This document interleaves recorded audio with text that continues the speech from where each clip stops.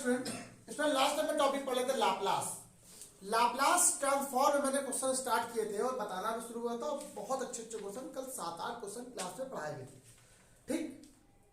और आज भी क्वेश्चन बताने, लेकिन कुछ ऐसे क्वेश्चन जिनमें लाप्लास फंस जाता है या थोड़ा दिक्कत होती है बच्चों को, वो चीज नहीं बताई।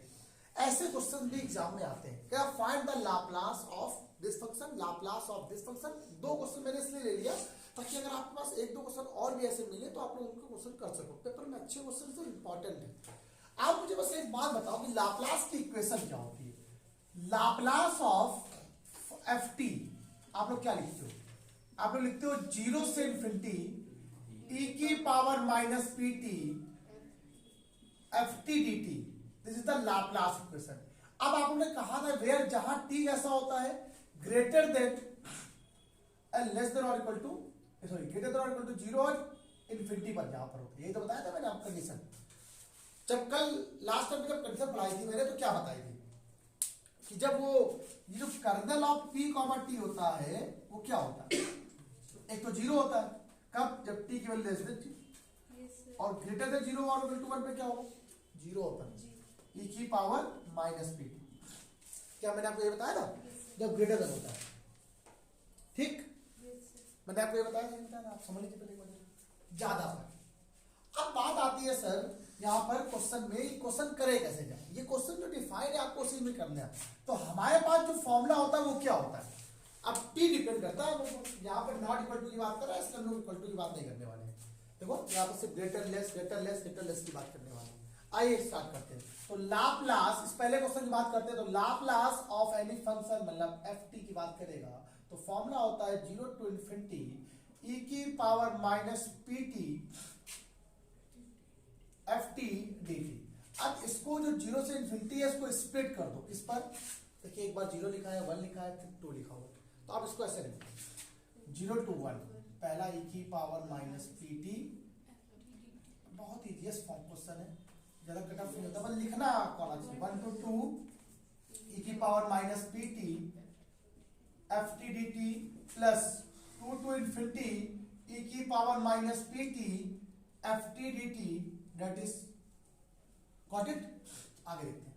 अब बताइए ये फंक्शन डिफाइन है। देखो ये फंक्शन क्या है, जब 0 से 1 की बात कर रहा होता है, 0 से 1 पे जा रहा होता है, तो फंक्शन की वैल्यू कितनी है? 0। तो एफ टी यहाँ पे कितना हो गया? इंटीग्रल 0 टू 1 e की power minus P T 0 D T plus 1 to 2 पर 1 टू 2 e की पावर माइनस पी टी, और इसकी वैल्यू एफ टी की वैल्यू क्या आपको दिखा? टी दी गई। अरे बहुत इजी क्वेश्चन हो गया भाई। तो ये डी टी हो गया, प्लस इसके लिए क्या हो जाएगा बेटा आपका 2। तो अब तो ना हो तो बेकार है क्वेश्चन। यहाँ क्या बनने वाला है? 0 डी। अब बताइए इसके लिए 0, इसके लिए 0। आपको सिर्फ इसका इंटीग्रेशन करना है। इसका इंटीग्रेशन करना है, देखिए इंटीग्रल 1 टू 2 e की power minus P T T D T.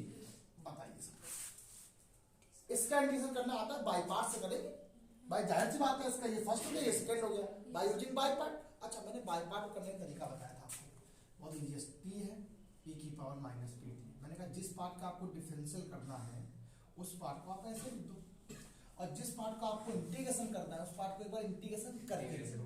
तो e की पावर माइनस पी टी का e की power minus P T upon minus का p आ जाएगा। इस पार्ट का डिफरेंशियल फिर से कर दो तो 1 हो गया। इस पार्ट का इंटीग्रेशन करोगे दोबारा तो e की पावर माइनस पी टी क्या हो जाएगा? तो माइनस 1 अपॉन पी तो था ही था पहले से। e की पावर माइनस पी टी क्या माइनस का e की पावर माइनस का पी टी अपॉन क्या पी हो जाएगा, हो जाएगा। तो माइनस से कितना आ गया? प्लस हो गया। इसको ओवरऑल ऐसे करके ब्रैकेट बना के इसको बगल मिल दो, पूरा कितना आएगा? तो आ गया e की power minus P T upon कितना पी आ गया। मैंने कहा था इसका मल्टीप्लाई प्लस के साथ, इसका मल्टीप्लाई करा के लगा दो। जब इसका मल्टीप्लाई प्लस के साथ कराओगे तो क्या आएगा? माइनस का टी e की power minus P T upon में क्या आ गया? p।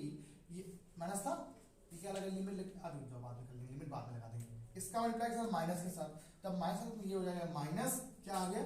e की पावर माइनस का P T P square upon में क्या आ गया? P square. लिमिट आपने लगा दी क्या? 1 टू 2। Got it? सब समझ आ गई? अब इंटीग्रेशन किया है किसके रिस्पेक्ट में? टी के रिस्पेक्ट में, तो टी में लिमिट लगा ली। देखो ये माइनस माइनस है तो बाहर ले लो पहले इसको। तो अगर इसको आप माइनस ये प्लस कर दो, इसको भी प्लस कर दो, तो ये बाहर ले जाएगा माइनस। अपर लिमिट माइनस, लोग अब लगाओ आराम से हम क्वेश्चन देखो 1/p² 1/p भी देखो बाहर हो जाएगा, खत्म कर दो उसको। तो बचेगा यहाँ पर से p या कुछ नहीं, तो अपर लिमिट क्या है 2 e की पावर माइनस का 2p, डन हो गया। अपॉन में p तो है ही नहीं है, प्लस e की पावर कितना आएगा माइनस का 2p अपॉन 2p आया, अपॉन में क्या p हो गया, माइनस लोअर लिमिट बीच में माइनस लगा दो 1 लगा दो, तो t की वैल्यू यहाँ पर 1 हो गई, यहाँ पे कितनी हो गई e की पावर, यहाँ पर हो जाएगा e की पावर माइनस का p और माइनस e कितना आ जाएगा e की पावर ये भी माइनस का p अपॉन p बन जाएगा।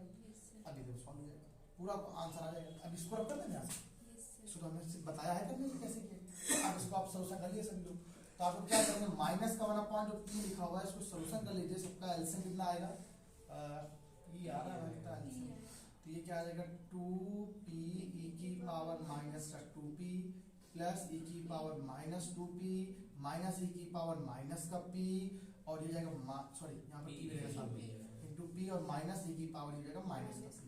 देखिए सभी लोग को पता है यहाँ पर ये दो टर्म एक साथ रहेंगे, ये दो टर्म अलग रहेंगे, तो माइनस का 1/p की बात कर रहा है। देखो ये 2 e की पावर माइनस 2p में अगर यहाँ पर e की पावर माइनस 2p कर लो तो e की पावर माइनस 2p अगर कॉमन लेते हो तो 2p प्लस 1 बन जाता है, और यहाँ पर माइनस का e की पावर माइनस p आप कॉमन लेते हो तो p प्लस 1 बन जाएगा, अपॉन में p हो जाएगा। आप चाहो तो क्वेश्चन नहीं छोड़ दो, ना चाहो तो लगा लो, आपका इतना क्वेश्चन मेरे हिसाब से सफिशिएंट है, नहीं छोड़ सकते हो, ठीक। वो तुम्हारे पर डिपेंड करता है कि तुम कितना करना चाहते हो। अब चाहो तो e की पावर माइनस p e की पावर माइनस p भी कॉमन ले लो, देखो e की पावर माइनस p कॉमन आ रहा है तो e की पावर माइनस p इधर बच जाए, कोई दिक्कत नहीं, आप जो भी करना चाहो वरना ये भी आपका आंसर सही है, ठीक।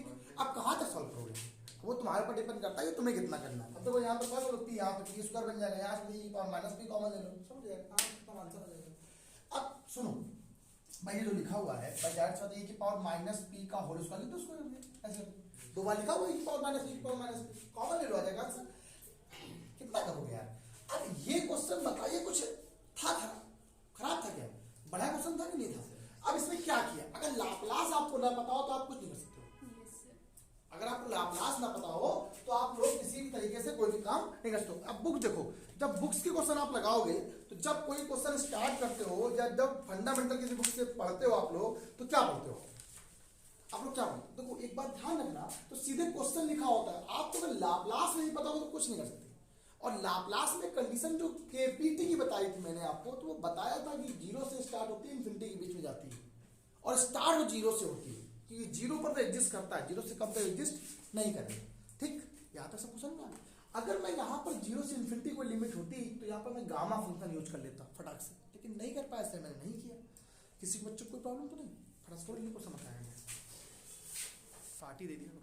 चलो ये क्वेश्चन आप लोग कर लो, ये वाला क्वेश्चन आपके लिए होमवर्क हो गया, इसलिए मैं सॉल्व कर दे रहा हूँ, ये वाला होमवर्क हो जाएगा, ठीक। एक क्वेश्चन और बता दे रहा हूँ ताकि ये रहे कि थोड़ा सा प्रैक्टिस और हो जाए आप लोग के अच्छे से कर लो क्वेश्चन में। बच्चों को दिक्कत बहुत होती है इसलिए कह रहा हूँ। कह रहा find the Laplace of function ft, कह रहा इस फंक्शन ft का लाप्लास निकालो वेयर, देखिए एक फंक्शन डिफाइन है, कह रहा sin t का एक फंक्शन है, तो डिफाइन कैसे 0 से पाई के बीच में, ठीक। एक फंक्शन है जो पाई से बड़ा है उस पर 0 है, इजिएस्ट फॉर्मूला है, इजिएस्ट क्वेश्चन है, आपको आ जाएगा अच्छे से। अच्छा एक फॉर्मूला जरा देखो पहले आप लोग, इसका यूज पड़ेगा। कल मैंने आपको प्रूवन जब बताई थी बताया था e की power ax into sine bx का फॉर्मूला, e की power ax into sine bx का फॉर्मूला देखो क्या होता है, e की power ax upon a square plus b square a sine bx minus का b कॉस bx, पढ़ाई होता है ना, a साइन bx होता है ना, नहीं ये होता है। अब बात देखते हैं लाप्लास को निकालना है, तो Laplace ft, Laplace of ft, ठीक। नितिन लिखा है ना, जो लिखा है, ठीक। लाप्लास ft की बात करते हैं तो फॉर्मूला होता है 0 टू इन्फिनिटी e की power minus pt ft dt, got it, simple सी बात है। अब इसको आप ब्रेक कर लो थोड़ा सा, 0 से पाई पे, पाई से इन्फिनिटी पर, e की power minus pt ft dt plus pi to infinity. देखिए मैं चाहूं तो एक दिन में बहुत सारे क्वेश्चन निकाल सकता हूं आप लोग को आगे आगे, लेकिन बस फर्क ये हो जाएगा कि फिर क्वेश्चंस आएंगे नहीं समझ में। कि लाप्लास एक ऐसी चीज है जो बहुत कठिन होती है और इजी भी बहुत होती है। बताइए लाप्लास में कहीं भी आपको ऐसा लग रहा है कुछ कठिन सा? बस इंटीग्रेशन यूज हो रहा है।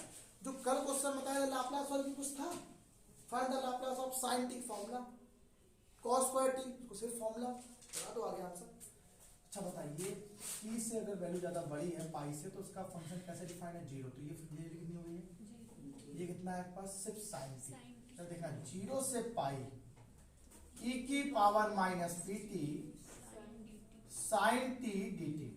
अब इसीलिए चाहो तो आप इस क्वेश्चन को बाई पार्ट से कर सकते हो, मैं नहीं कहूंगा आपसे ना करो, लंबा हो जाएगा थोड़ा सा, लेकिन इसको आप इस फॉर्मूले से भी कर सकते हो। आपने ये फॉर्मूला होता है, बस फर्क इतना ही, यहाँ पर जहां पर भी ए है वहां पे क्या आ रहा है?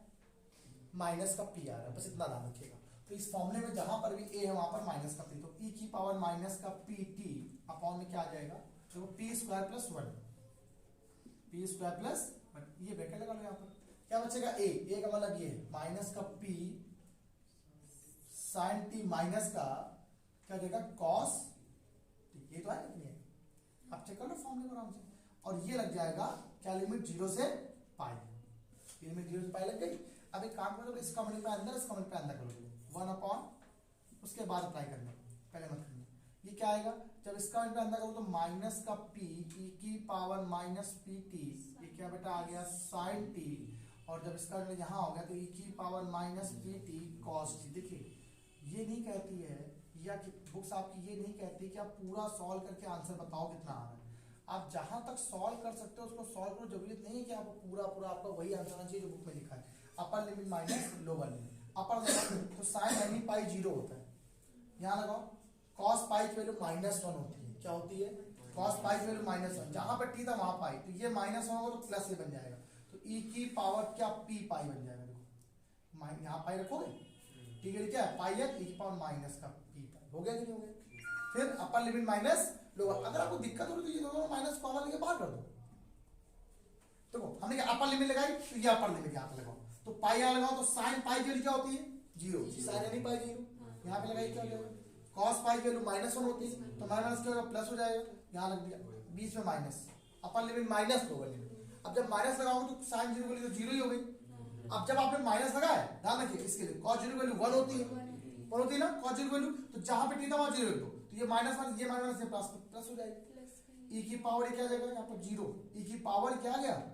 देखो 0 आया, समथिंग की पावर 0 उसके लिए क्या होती है? 1 होती है, पता है ना आप लोग को, पी स्क्वायर प्लस। इसलिए ऐसे क्वेश्चन को आपको बताया है ताकि आपको ये बात बिल्कुल अच्छे से क्लियर हो जाए। बताओ समझ आ गया आपको? सब कर लोगे ना? ऐसे क्वेश्चन करो तो 1-2 क्वेश्चन मेरा होता बच्चों।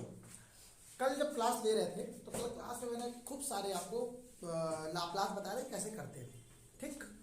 हार्ड प्रॉब्लम नेक्स्ट टाइम में बताएंगे। अब इनमें क्वेश्चंस ये मुझे आपको पढ़ाने में 2-3 क्वेश्चन ये कैसे होते हैं, एक दे दिया, 2 मैंने बता दिए, अब 1-2 क्वेश्चन अगर आपकी बुक्स में तो लगा लीजिए। ऐसे ज्यादा कठिन नहीं आता लाप्लास कैसे निकालते, और सिंपल और जो क्वेश्चन थे वो कल बता दिए थे मैंने आपको कैसे लाप्लास निकाला जाता है। इसके जो हार्ड प्रॉब्लम होंगे वो जनरेटिंग फर्स्ट शिफ्टिंग थ्योरम पर डिपेंड करते हैं, तो first shifting theorem next step पे बताते हैं, इसीलिए छोटी-छोटी वीडियो बना रहा हूं, आपको कर देता हूं। लेकिन अब जो वीडियो बनेगी वो थोड़ी सी लंबी बनेगी, ठीक है, क्वेश्चन पे डिपेंड। अब जो क्वेश्चन होंगे थोड़े बड़े-बड़े होंगे, ठीक है, तो क्वेश्चन हो सकते हैं अगर 4 ही क्वेश्चन बताएंगे तो लंबी ही वीडियो बनेगी, लेकिन हाँ 2 4 5 क्वेश्चन तो बताएंगे ही बताएंगे। तो आज कितना रखो, बाय बाय क्लास, ठीक, बताते हैं। अब कल से आप लोग को नेक्स्ट जनरेटिव फंक्शन जो भी होगा उसके बारे में स्टार्ट करेंगे, ठीक है।